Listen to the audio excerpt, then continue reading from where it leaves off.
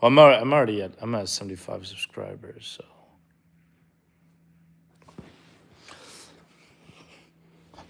Yes, I promised. I am the greatest. I am the greatest streamer of all time. I don't know. Just, I will become a big streamer. I'll become the best, the big fucking streamer the world has ever known. Yes, I am the greatest. I am the greatest streamer who's ever lived. Or whatever.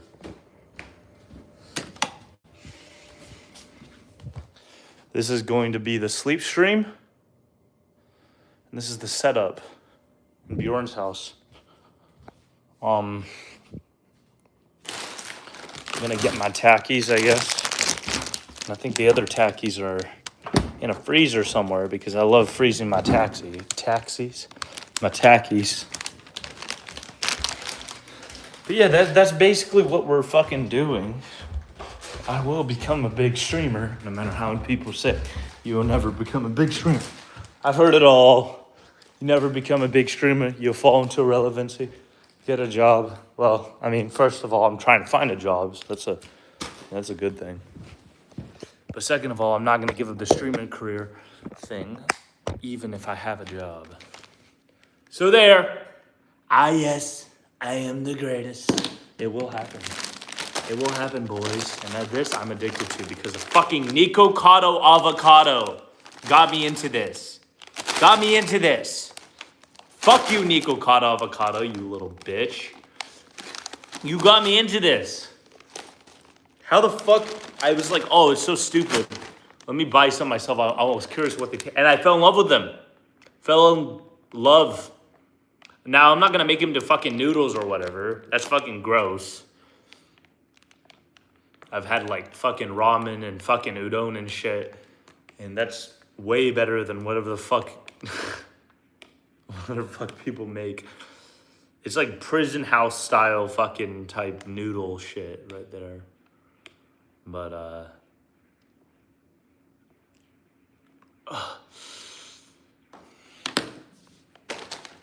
yeah. Oh, the cold too? Oh my god.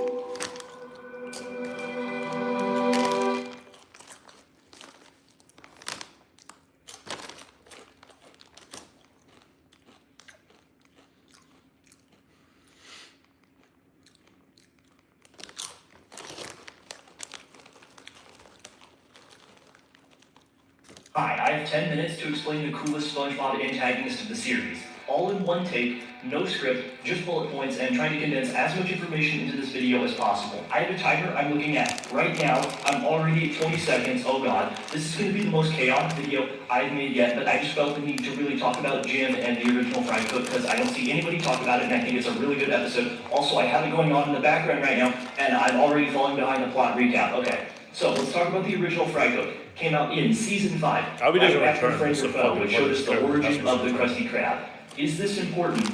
Maybe. I don't know. I think it's just a really funny coincidence. It stars Patton Oswalt as a guest for the episode. Obviously, Jim. If we're going by the air date, Oswalt actually appeared in the episode before he starred as Ratatouille.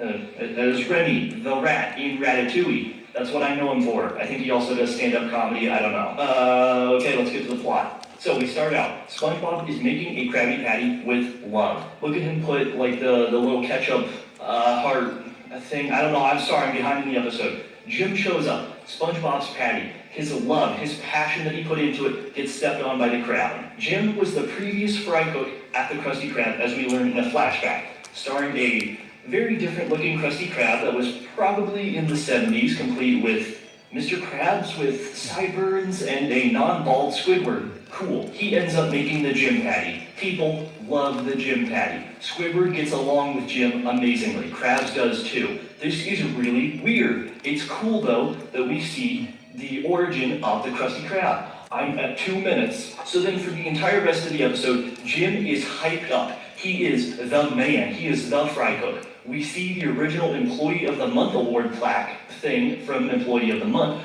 and guess who's behind it as Employee of, or Best Employee Ever? It's Jim, wow, he's behind all of SpongeBob's achievements. Man, I wonder if this is like symbolism or something. Anyways, the main chunk and jokes and stuff of the episode is that SpongeBob keeps getting outclassed by Jim in every single respect. Jim makes just better patties. He makes the Jim patty, which is quite literally perfect. The Jim patty is described as SpongeBob as pretty much just being life-changing. Look at SpongeBob. Look at this little dream sequence he goes on. The Jim patty looks fantastic. The episode never tries to say that SpongeBob's food is better than Jim's. Do they like compare? We don't know, which is the thing that makes this episode really cool. SpongeBob wants to learn from Jim because, of course, Jim's patties are technically better. So Jim goes to make a Krabby Patty, and it's perfect. No way to cover that. Sponge ends up wanting to learn how to make a Jim Patty because why wouldn't you? You know, they're literally perfect. So he goes through a rigorous training montage with Jim, including pickle thickness testing, something with mustard. I don't know. I don't want to make a comment about the feet, but I made a comment about the feet. And just no matter what SpongeBob does, even trying to keep a patty in the air, it never works. SpongeBob, just for the life of him, cannot get down this technical aspect. This is different. SpongeBob is meant to be the fry cook of the show. He's meant to be the expert. There's no Krabby Patty type he can't make. So it really throws him out of the element when he can't do this. I really like how the episode focuses on this. Sponge ends up making his resignation as a Krabby Patty, which is pretty funny, but he ends up putting it in and then he has to go say goodbye to everything in the Krusty Krab, like a weird wall stain and like 298 frozen Krabby Patties with a time card. It's a whole thing. Anyways, Jim winds up meeting back with Mr. Krabs, and he's like, oh, Mr. Krabs, oh, where's your fry cook? And Mr. Krabs is like, oh, arg, arg, arg, arg, arg. I don't know, he's whatever. And then SpongeBob comes out, and he's like, oh, Jim, you can have my job. I'm not worthy enough for the Krusty Krab. And Jim goes, bro, chill. I'm not here to take your job. And then you think, wait, what? Jim's not here to take his job? No, Jim just came by for a trip. SpongeBob isn't getting replaced. The entire conflict of the episode is in SpongeBob's mind. That is actually really cool. So many shows and stories have a plot like this, at least at some point, and then we learn, oh, the guy doing this was bad the entire time, or oh, their creation lacks soul and it lacks heart. Here, no, not at all. Jim is a little abrasive, I'll give you that, but he's a good guy in the end. He does want SpongeBob to succeed, which is, again, really cool. I realize I'm saying really cool a lot. Maybe I should have scripted this instead of going off of bullet points, but we'll find out later. We flash back to the 70s or whenever it was. Krabs, using a bunch of obscure terminology and his dictionary, as it's called in the episode, tries to talk with Jim. Jim wants a raise, and of course, if you know anything about this show, that is not gonna fly. Jim just leaves the Krusty Krab as Squidward goes bald. After the flashback, we cut back to Jim, who tells SpongeBob he will only be as good as the Krusty Krab. The Krusty Krab is a dump. If SpongeBob wants to succeed as a fry cook, he needs to leave the Krusty Krab. Okay, just casually throw in a really complex and interesting idea into this episode. Sure, why not? It's a really interesting question. Is SpongeBob better or worse off without the Krusty Krab? We'll get to that in a bit though, because I still got a couple more bullet points and I'm already at 7 minutes and 30 seconds. Oh my god. Okay, so heavy parallels are made with Jim and SpongeBob throughout this episode. Let's take a look at Jim. Look at his clothing. Look at that tan, beige shirt, whatever. Look at the rips on the sleeves. Jim is just less formal than SpongeBob. He doesn't have a tie, he doesn't even have pants. He has stubble, he doesn't even wear shoes. Even their hats are different. Jim was also shown earlier with hair, but I don't think that's much of a point of comparison. But even their colors contrast. SpongeBob's yellow, optimism, joy, the glass is half full. Jim, kind of cynical, but it's more played as like being in realism, if that makes any sense. Jim has seen the world. He's had to climb the ranks of being a chef. He left the Krusty Krab, and he has just done amazing things at so many different other restaurants. Jim has made it. He's gone through the journey. Hey, let's quickly talk about the pitch Bible. In it, SpongeBob is stated as wanting to fit in. He wants to be the guy on the wall. Now, on first glance, if you're like me, you're probably confused because, I guess SpongeBob wanting to fit in has been relevant to some stories, but like, if you asked me a year or two ago, I would say, oh, no, it's not his defining character trait. But then I realized SpongeBob wanting to fit in is a subdued character trait that acts as a beating heart, pumping blood and life into all of his other actions and moods. His optimism from this, his hyperactivity from that, and also kind of the optimism. Jim, in the end, is a refined SpongeBob who takes a different approach to him. It's kind of like looking at a potential future SpongeBob. Jim basically got his entire world shattered and recovered from it, and now he's just a realistic chef who's just happy with his success. He doesn't want to demean or put down others. In fact, he actively tries to help SpongeBob multiple times, which is really cool. I just really like that. I think that's a really cool idea to focus on for a character, and especially have him be a foil to SpongeBob's kind of entire personality at this point. He loves the Krusty Krab. Okay, I got one more page. Oh god, I'm running out of time. Jim left the Krusty Krab because he was getting screwed over by Mr. Krabs and not getting paid all that well. While in direct contrast, SpongeBob has actively paid money to Mr. Krabs. Take a look at this line from Big Pink Loser, if we have time. It was sure nice of Mr. Krabs to give me a job. And at $50 an hour, too. When I started working here, I had to pay Mr. Krabs $100 an hour. Hey, Squidward. Or compare the ending to Bossy Boots, where he gives up an entire year's salary just to have fun with some toys. Okay, so what is the point of this episode? Most fans say the original Fried Cook is fine, it's nothing stands out, and yeah, I kind of with him. Jim is better than SpongeBob, but he doesn't put him down for it. He's not a jerk, he's a guy who's earned his station through merit. The show doesn't make him the bad guy or a villainous foil to SpongeBob. For the show, this is a surprising development. It's rare for them to make an issue kind of gray without any clear-cut answers, especially for like a kid's cartoon from, this would have been 2007. No, 2007, right? 2005? When was Ratatouille? I don't know, I'll put it on screen right now. Jim thinks he sees SpongeBob in his old situation. Notice how I said think. He thinks SpongeBob hates not getting paid enough.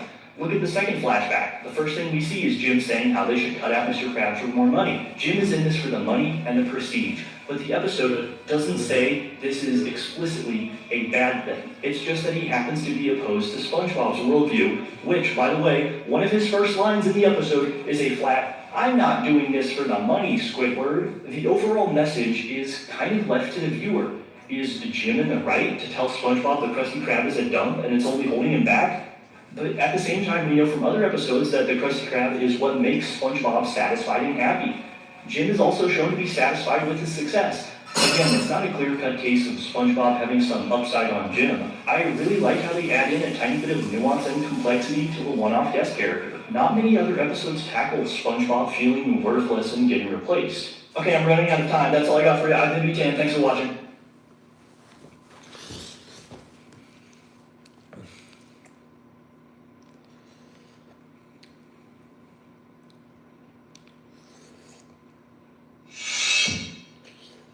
Yep.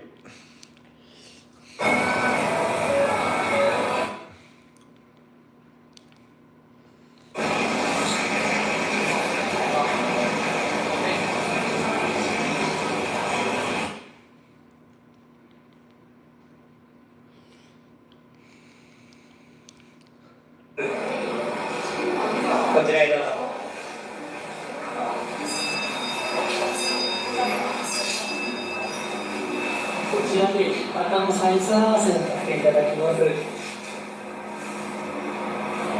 ちらで部屋にこちらへどうぞ。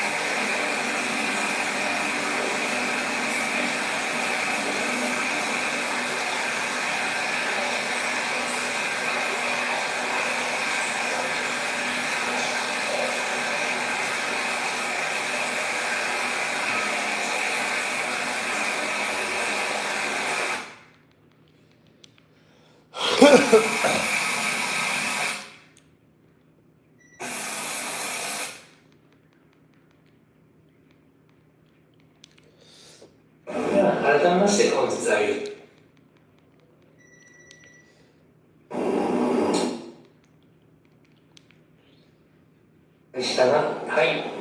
透明状のものは、